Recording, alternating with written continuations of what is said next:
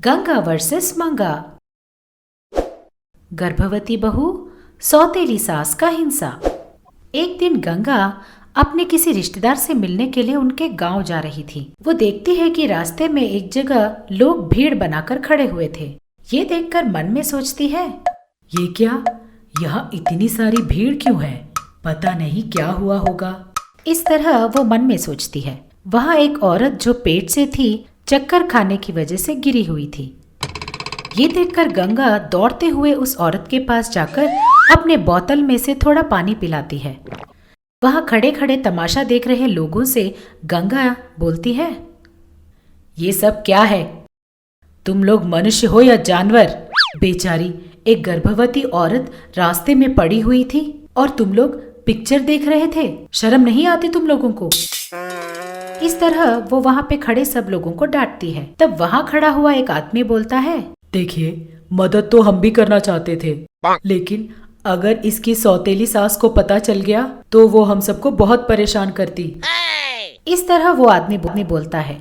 तभी वहाँ खड़ा दूसरा आदमी बोलता है, रिश्ते में तो वो इस लड़की की सौतेली सास लगती है, लेकिन फिर भी वो अपनी गर्भवती बहू को बहुत दुख देती है। वो बोलता है। तब वहीं पे खड़ी एक औरत बोलती है, फिर भी अगर हमने उस लड़की की मदद कर भी दी तो इस लड़की को वो घर जाने के बाद लकड़ी से खूब पिटाई करती है बेचारी। तब वहीं खड़ी एक और औरत बोलती है, बस इतना ही नहीं, बेचारी को खाना भी नहीं देती। दाल चावल, यहाँ तक कि नमक मिर्ची भी एक अटैची में रखकर ताला डाल देती है। बेचारी ठीक से खाना नहीं मिलता, इसी वजह से चक्कर खाकर गिर गई। इस लड़की का तो उसने जीवन बदतर बना दिया है, राक्षस कहीं की। उन सब की बातें सुनकर वो गर्भवती औरत बोलती है, अरे नहीं, उनके बारे में इतनी बुरी बातें मत बोलिए। उसकी बातें सुनकर गंगा कुछ सोचकर बोलती है, तुम चुप रहो बेटी, इतना भी अच्छाई किसी काम का नहीं होता। वो सब तो ठीक है, तेरा नाम क्या है? मेरा नाम दुर्गा है। क्या कहा?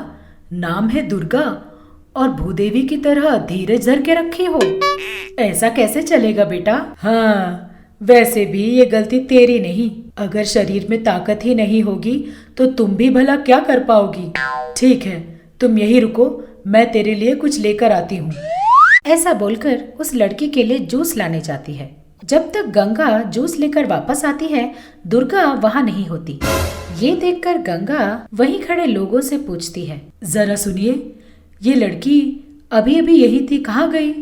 इस तरह गंगा पूछती है। तब वहीं खड़ी औरत बोलती है, अरे हमने आपको बोला था ना कि उसकी सास बहुत ही गंदी औरत है।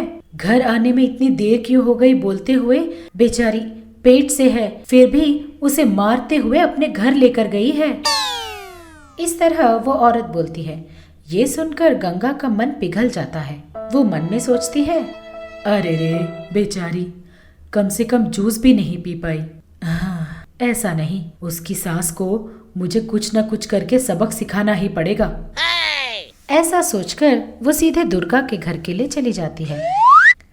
वहाँ दुर्गा अपनी सास से मार खाकर रोते हुए बैठी थी। ये देखकर गंगा बहुत दुखी हो जाती है। उसे दुर्गा के सास पर बहुत ज्यादा गुस्सा आता है।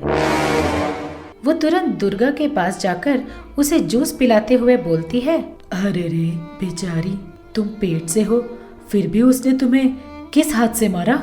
वो सब छोड़ो, पहले ये जूस पी लो। ऐसा बोलकर उसे जूस पिलाती है।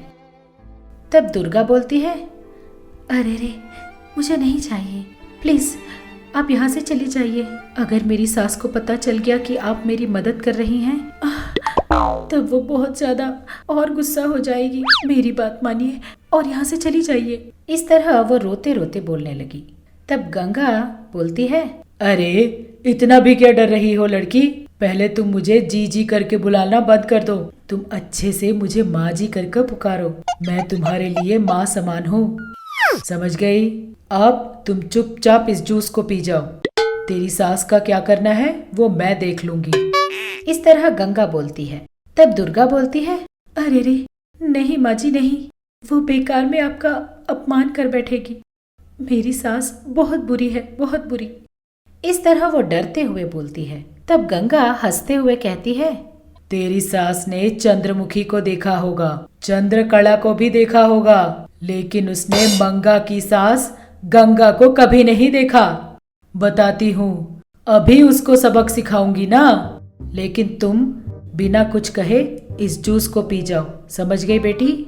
ऐसा बोलकर गंगा वहाँ से दुर्गा की सास के पास जाती है। दुर्गा की सास टीवी के सामने बैठकर अपने मन में सोच रही थी, अरे रे, मार मार के तो मैं थक गई हूँ और बहुत भूख भी लगी है। ऐसा सोचकर वो अपने प्लेट में चावल परोसती है। ये देखकर गंगा धीरे से मुस्कुराकर कुछ जादू करती है। उस जादू की वजह से दुर्गा की सास जितने बार भी अपने मुंह में खाना रखना चाहती थी, चावल उसकी मुंह से उतने ही दूर चले जाते थे। तब दुर्गा की सास सोचती है, अरे ये सब क्या हो रहा है? ये चावल कैसे भाग रहे हैं? ऐसा सोचकर वो बड़े डरते हुए उस चावल को घूरने लगी। डर के मारे उसे हिचकियां शुरू हो गई। वो पानी पीने के लिए मटके के पास पहुंचती है, लेकिन उसको देखते ही वो मटका भी उससे दूर भागने लगा।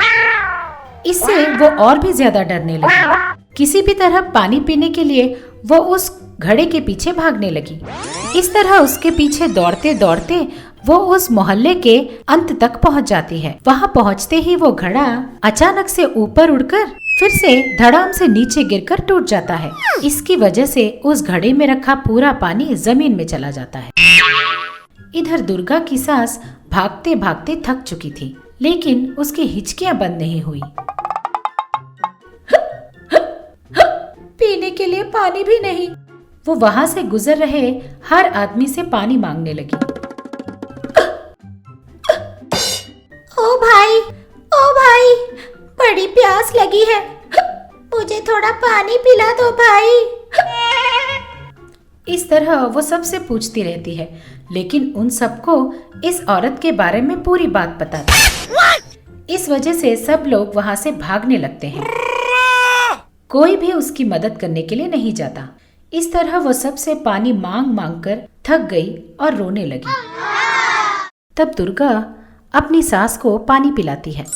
तब दुर्गा की सास को इस बात का एहसास होता है कि उसने दुर्गा को कितना सताया था। वो तुरंत दुर्गा को गले लगा लेती है और बोलती है, मुझे माफ कर दो बेटी, मैंने तुम्हें बहुत सताया। वो बोलती है। तब वहाँ गंगा आकर बोलती है, हमारा जीवन अपने अच्छे कर्मों की वजह से ही चलता है। तुम अपनी बहू को खाना भी ढंग से नहीं देती थी, इसीलिए जो खाना तुम खाना चाहती थी वो तुम खा नहीं सकी। तुम गांव भर में लोगों पर चिल्लाती रहती थी, इसीलिए वो लोग तुझे पानी पिलाने के लिए भी डर गए थे।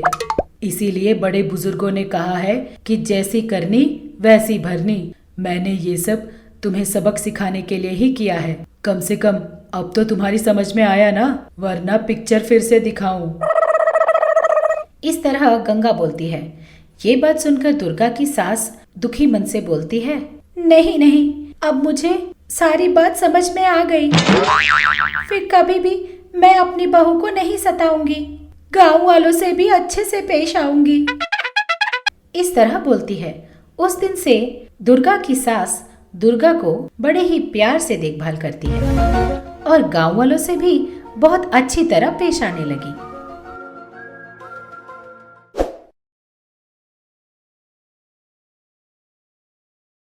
लालची बहू जादुई ऐनक।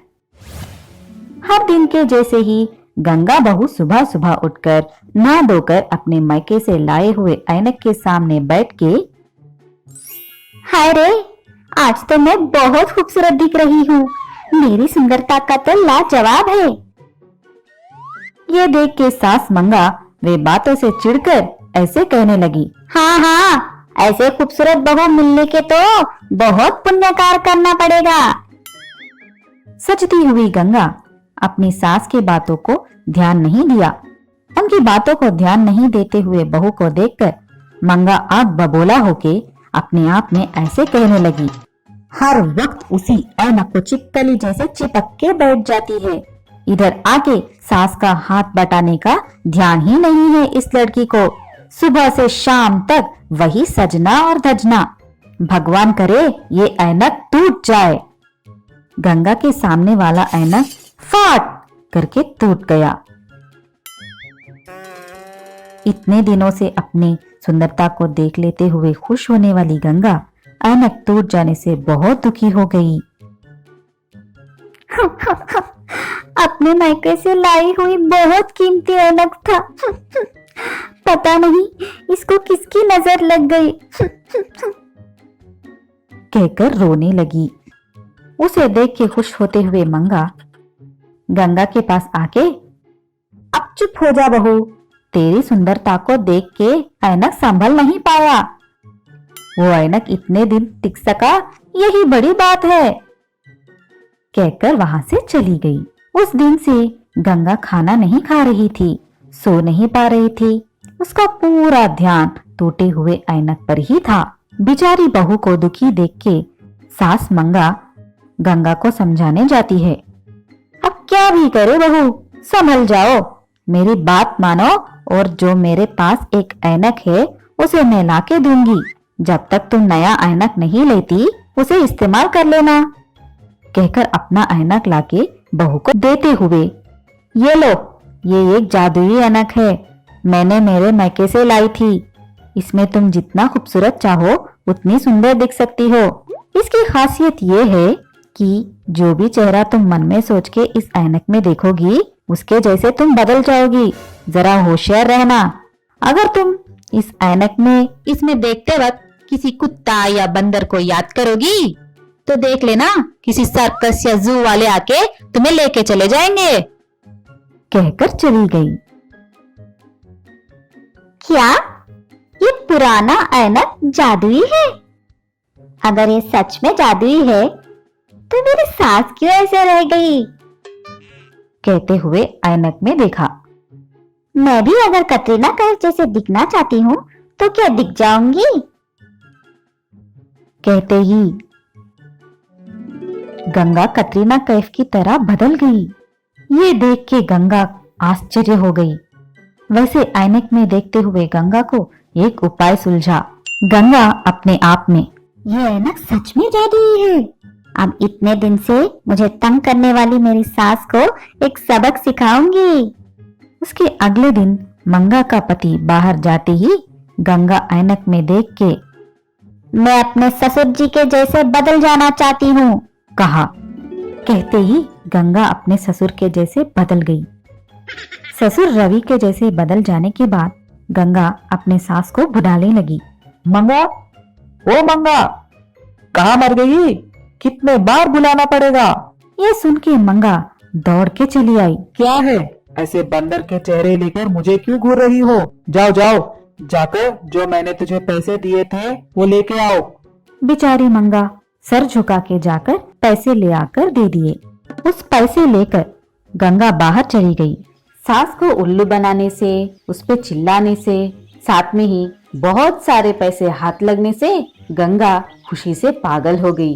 गंगा उन पैसों से अच्छे अच्छे साड़ियाँ खरीद ली, सिनेमा देखी और खूब सारे आइसक्रीम भी खाई। इस तरह रवि बाहर जाने के बाद रोज गंगा उसी तरह मंगा को सताती थी। ऐसे थोड़े दिन के बाद गंगा का ससुर बहुत गुस्से से घर आके, अच्छा, दुनिया में सब लोग झूठे हो गए।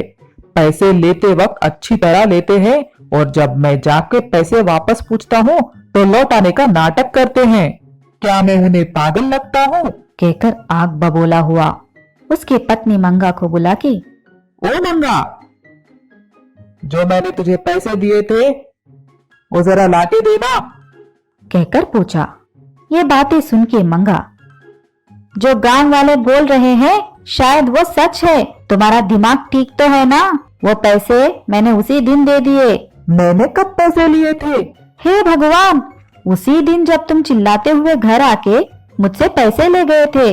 अब मैं पैसे कैसे लाऊं? कहने लगी। ये सब चोरी से सुनते हुए गंगा बहुत खुश होने लगी। अगले दिन हर रोज की तरह रवि बाहर जाने के बाद गंगा रूप बदल के मंगा को सताने लगी। इतने में रवि अपना रुमाल लेने घर वापस आया। तब रवि उनके जैसे ही दिखने वाला दूसरा रवि को देख के हैरान हो गया। दोनों रवियों को देख के मंगा का सर घूमने लगा। मैं असली रवि हूँ, नहीं मैं असली रवि हूँ। कहकर दोनों रवि लड़ने लगे। तब असली रवि, ये कोई मेरा रूप लेके सबको धोखा दे रहा है, यही सबके पास पैसा ले रहा है, कहने लगा। इतने में मंगा को पूरा खेल समझ में आ गया। मंगा को उसकी बहू को सबक सिखाने का उपाय सुलझा। तुम दोनों में से कौन असली रवि है मैं पता करूंगी। मेरे मार मेरे पति को अच्छी तरह से पता है। दोनों को 2 मार लगाने से असली रवि बाहर आएगा, कहने लगी। ठीक है, बोली रवि के जैसे दिखने वाली गंगा। तब मंगा उसकी बहू को जोर से मारा। मर गई रे, कहकर चीखने लगी। हाय रे, इसके डंडे खाने के बजाय भाग जाना उचित है, समझकर भागने लगा। इतने में मंगा अपनी जादुई ऐनक लाके उसे तोड़ देने के तुरंत रवि के रूप में गंगा असली रूप में आ गई। ये देख के रवि आश्चर्य हो गया। इसका मतलब इतने दिनों से मेरे जैसा रूप लेके घूमने वाली तुम हो। मुझे माफ कर दो ससुर जी। माफ नहीं, कुछ नहीं, आज से घर का सारा काम तुम्हें ही करना पड़ेगा, कहकर अपनी बहू को सबक सिखाने में लगी। हमें यकीन है कि इस एपिसोड ने भी आपको खूब हंसाया होगा। तो देर किस बात की, बजाओ घंटी और करो सब्सक्राइब। आप गंगा के फैन हो या मंगा के, ये जरूर बताना। ऐसे और मजेदार वीडियोस के लिए देखते रहिए चाचा टीवी।